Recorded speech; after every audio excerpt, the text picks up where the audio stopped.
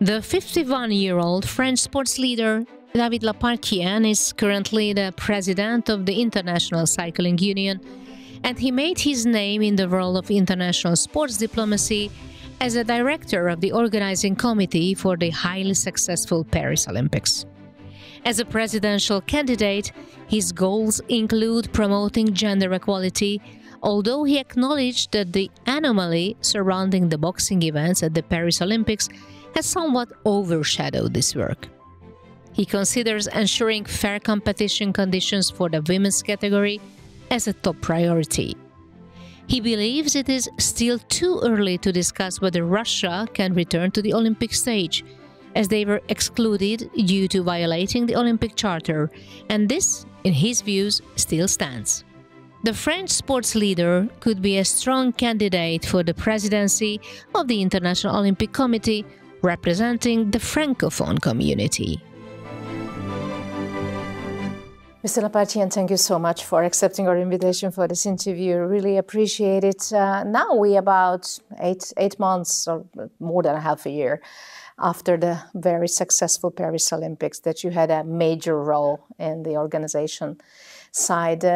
Can you make a little summary of the material and immaterial heritage or legacy of the Paris Olympics, also from the economical and some other perspectives? I would say the Paris Olympic Games were really amazing, fantastic, probably the most beautiful games ever, and brought also very fresh air for the Olympic family. And in fact, the Olympic Games I think have never been so powerful after the Paris one, because they have been delivered in a wonderful city. I will not say something else as a French guy, but Paris is iconic. We were in iconic places. And the figures are very, very strong. That means that more than 4 billion people in the world watched the games. That's the general media view? General, yes, one. We sold 12.1 million tickets. The previous record was 10.7 in London. So it's 1.3, 1.4 million more. And that was overcrowded, whether for the Games and the Para Games, which is something absolutely, I think, wonderful. And there is a strong legacy, in fact. First of all, the public opinion in France is still really in favor of the Games. The general survey depends exactly, which was exactly the question. Was it like that before the Games, or it has been changed? It was always in favor, but it has decreased in between the day we've been awarding the Games and the start of the Games. And after, of course, it increased a lot. So we finished in between 72 and 82, depending on which kind of question was asked. So I would say around 75% of public opinion after the Games is a favor of the Games. Exactly. And which is probably the biggest number ever over the last editions of the Games. We've been able to stay within the budget, which is a little bit unusual if you compare to previous games. It's very unusual. Very unusual. Even at the end, I think we will close the accounts of the local with a bonus of around 30 million, which is great too. So there was a profit after all? Yes. How much about? Around 30 million. In between euros? 27 and 35, it's still not yet defined exactly. Euros. Yes, euros. But that will be the case. And more importantly also, we can see the legacy with the number of licensed holders coming in the different French federations. We have an increase by 20%, so which is great. So sport has been really popular. I think the French were also proud because we are sometimes complaining and even about ourselves. But this time, I think everybody was proud to contribute to the Games, to give a very positive image of the country, and definitively it also helped to carry out the bid for the French Alps 2030, because we'll have also the opportunity to host the Games, Winter Games. So very, very positive feedbacks, and the data produced by the International Olympic Committee are really strong. So I still do believe that the Games have never been so powerful. That's for sure, and I had the chance to be there for more than 3 weeks, so I have a personal experience. And I think one of the new, I would say, the most outstanding perspective of the games was the strong, sustainable mentality of the games. However, there were some, I would say, sometimes strange face of this sustainability. When you saw athletes sleeping in the Olympic Village, on the grass because the air conditioning was not working well in the rooms in a very hot and summer night. I also could see how difficult it was for the journalists that you didn't have dedicated transportation in these games. Of course, we got, which was very good, metro tickets. That was useful. But when you had to travel together with the crowd from one venue to the other one, and you had to make it on time, I tell you, that was quite difficult. So my question is that if we find the sustainable solutions that actually has a not always very good effect on the participants of the Olympic Games, could it be kept up in the long run to be sustainable in the long run, or we have to find other sustainable solutions? It's not an easy question because you have each time to combine the goal to be more sustainable and of course to be a little bit down to earth and pragmatic to help the life of the stakeholders. Of course, first of all, the athletes, exactly, but the journalists, we also contribute a lot in a way, and the Olympic family also. So it was a balance. It's true that in Paris we have probably the most important transport network in the world, so it was easy to travel also by metro and so on. However, if you go outside of Paris, that's more difficult. It could be sometimes a little bit more difficult. But yes, after the Paris Games, of course. The success was huge, but there are still some points that needs to be a little bit improved. So adjusted maybe in the future. Also, LA will be completely different because it's a widespread city, which is not completely the case of Paris. So it can't be in the same way as Paris. But the target for Paris was to reduce by 50% the carbon footprint. We've reached this, minus 54, and the target was to reach 1.59 megaton, and we finished at 1.58. So it's also the way to show that the games themselves can also be reinvented in a way to be sustainable. But of course, it was quite disrupting. Even before, I would say all the IOC members, they had a dedicated car, which is not the case anymore. So we have also to share some vehicles and so on. So you also have to have a little bit of a new approach to the comfort of course, IOC but it's members. Also to combine the goal to be more sustainable, but also to still be able to be down to earth and to help our members. So I think it was a success. The global sustainable vision was a huge success in Paris. However, of course, when you change a little bit the way we were used to do something, individually it can be less comfortable. However, we have to take this also globally. It was a success. Okay, let's talk a little bit about the bid. You said there was a successful bid for the Winter Olympics for the French Alps later on. There are some critical views of the bidding process of IOC at the moment when you're talking about the cities. Even some people said, that it's not so, I would say, successful or not so objective to pick a few people that make this kind of sort of decision, as opposed to the older system when basically IOC members had a role in this decision making. And like Brisbane was sort of surprising choice for many. And coming from Hungary, it's not a secret that we also have some organizational dreams. It's for a long time, like one of the founders of the Olympic movement, of course. So what do you think about the bidding process in the future, and what do you think about the roles of the IOC members in that decision-making process in the long run if you become an IOC president? So I will quote maybe what I said in my manifesto and what I also said during the presentation in front of all the IOC members in Lausanne at the end of January.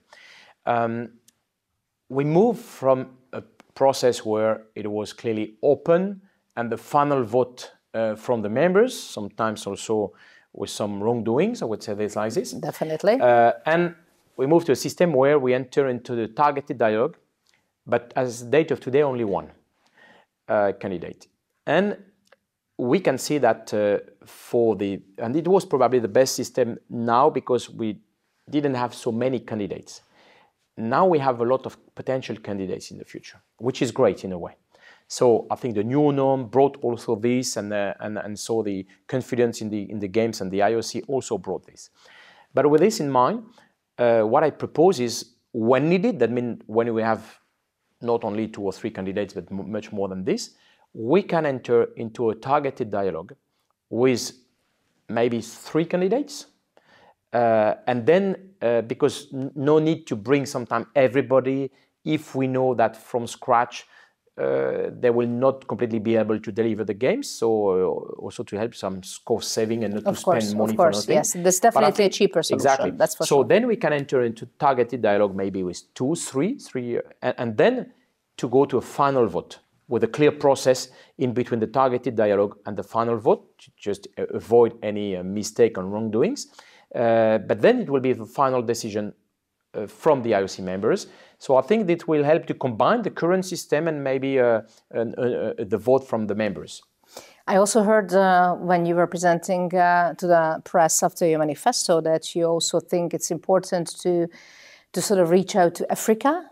And you said that it would be probably finally the time to bring the games to the African continent, which from, I would say, the voting perspective, it's a very good opening to that continent.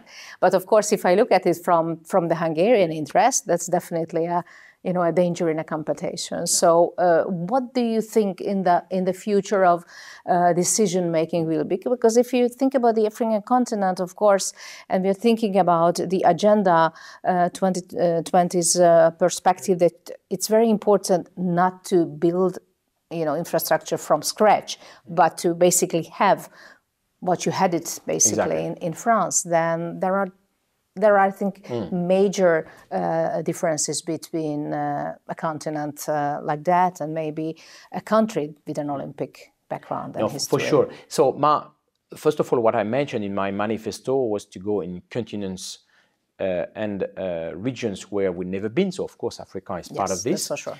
But it was not, in fact, a proposition just to gain the vote of Africa. It's really something. I believe it's good for the future of the Olympic movement. I've done the same when I was campaigning at the UCI. We will celebrate next month our 125 years anniversary. We've never been to Africa. So we will go this year in Rwanda, Kigali, for the first time ever for the UCI Cycling World Championships. And initially people thought that it was just a promise to be elected. I said, no, we will deliver it. And people will see the huge success.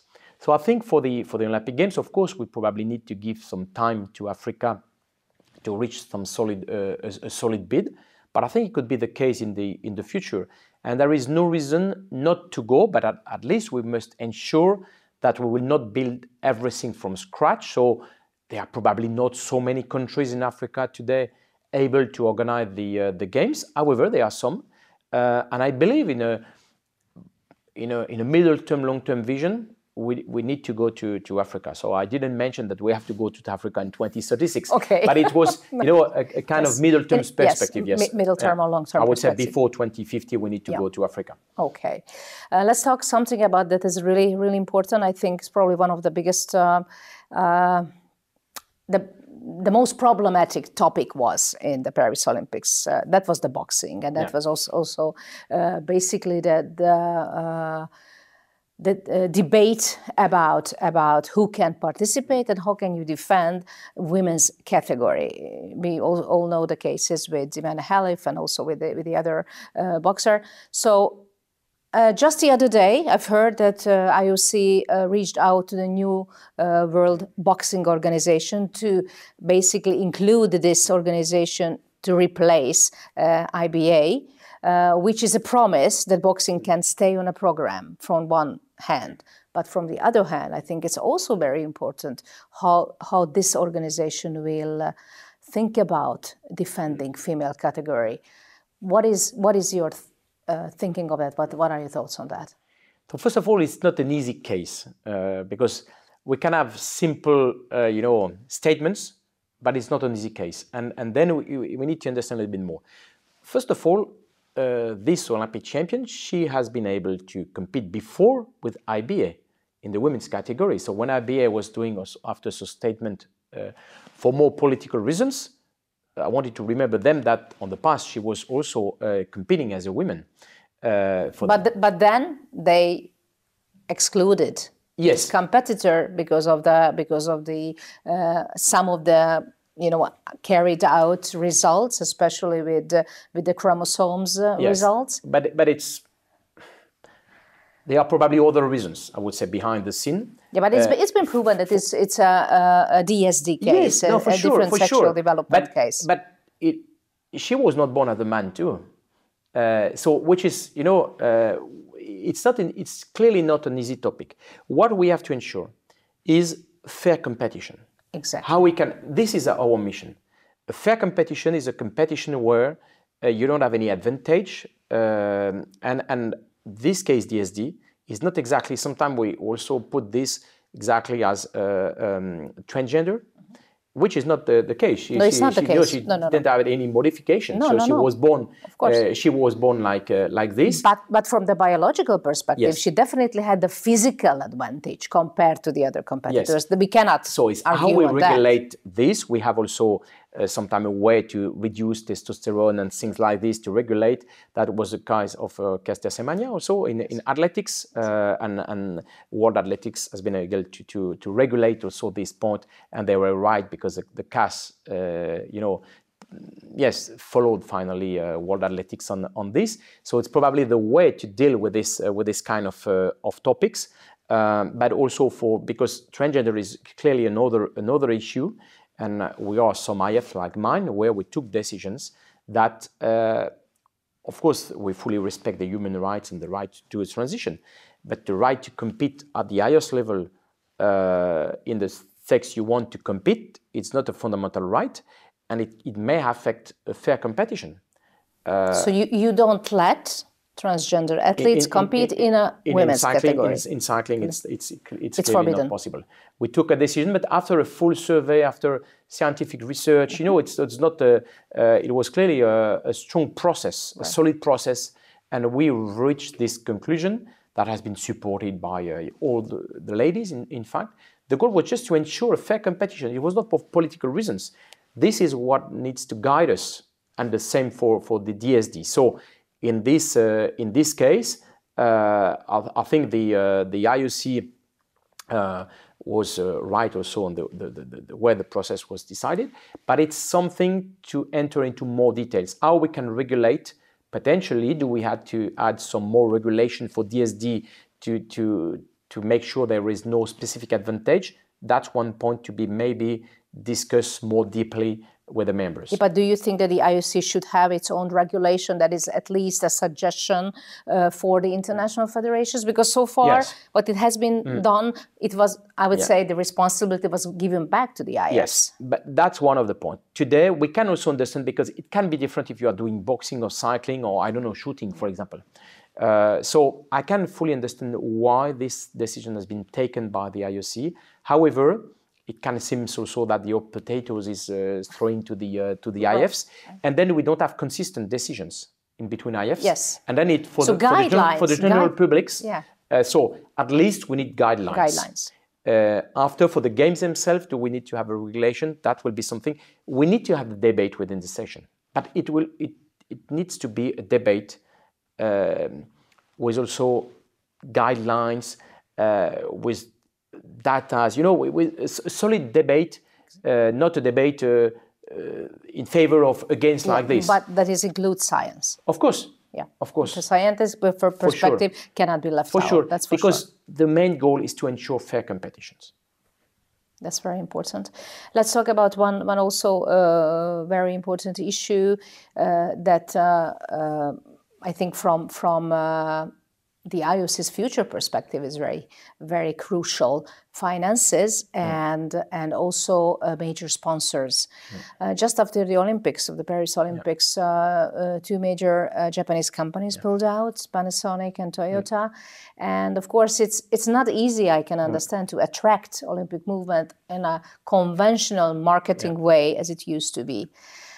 And on the other hand, we also have some difficulties coming from the conventional media that we are facing. The competition between social media and of course the traditional media. And at the moment, still traditional media is the biggest sponsor of the IOC. I think the contract is still on, right, with NBC to 2036. Yeah. But what is going to happen after that? How will you be able to keep up this kind of interest of the conventional media, or can you count on the social media as a financer in the future? Because I think it's a completely different way as they approach sports, and especially the Olympic sports. No, you are right. It is clearly the IOC secured the revenues for the next 4 years' time, even so 7.3 billion. And even 6.2 for the one until 2032, which is great. I don't know so many companies able to have it. But the new president will have to deal with the future. And it can go fast also on the other way. Because we are in a completely disrupting world. The way to see, to enjoy, to consume the competitions is completely different with the Alpha or Z generation. And of course, but we believe also there are probably some more opportunities because we can also reach a wider audience with all this. But how we monetize this, that will be the question for the future. And in a so disrupting world, it's going so fast that this will be one of the top priority on the agenda of the future president. I hope it will be me. But let's see. But that's clearly one of the most important ones. Because at the date of today, still more than 60% of our revenues are coming from the media rights. Right. 30%, around 30% by the tops, and after it's all the revenues. So yes, that's key for us. That's key for our model, because 90% of our revenues are given to or share with our families, athletes, NOCs, IFs, organizers of the games themselves. So it's something we need to continue. Absolutely. And one more thing that we definitely have to mention, especially in these turbulent political times, inclusion and exclusion of countries based on the nation, discrimination that is absolutely opposite of the IOC's Olympic Charter. So what is your view on the way how it has been handled with the Russian-Ukrainian border and Russian athletes, as opposed to the Gaza conflict, as opposed to many other conflicts compared to these? So how would you try to balance it from the athlete's point of view? So I would say, first of all, we are not a tool for sanctions. We are a tool for peace. Yes. And we just have to be careful, because everybody will want to, not everybody, but a lot of people, they want to bring the IOC to take political decisions. Yeah. We are politically neutral, and we always want to keep our autonomy. That's key. With that said, we have also, it's not because you're politically neutral that you have nothing to say. And of course, we follow also international right, international laws. And for the Russian NOC, the Russian NOC was suspended until 21st of December 2022 for doping cases. Yes. So it was not for... Yeah. So after the invasion of Ukraine by the Russian army, clearly the NOC was not suspended. It was just the athletes themselves were allowed to compete under neutral, I would say, neutral statutes. But there were so few of them that could finally made it to Paris. So few of them, of course. But there was still... So when the decision has been taken at the time to suspend the NOC, for one reason, it's that they integrated a part of a sovereign country in their territories and bylaws. So this is the reason why they have been suspended. This is not for other reasons. This is not because the country was at war. It was because of this. So now we expect that the peace will come, even if, of course, the relationship in between the top leaders, yes. from what I saw yesterday, yes, we also saw it. It was not so smooth. Are quite challenging. But we pray for peace, and we hope peace will come back. And of course, we hope that the diplomatic solution can be found on this.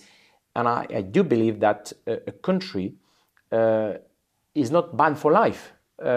Russia is a big sports country. Absolutely. That's a reality. And they have, and the athletes are not.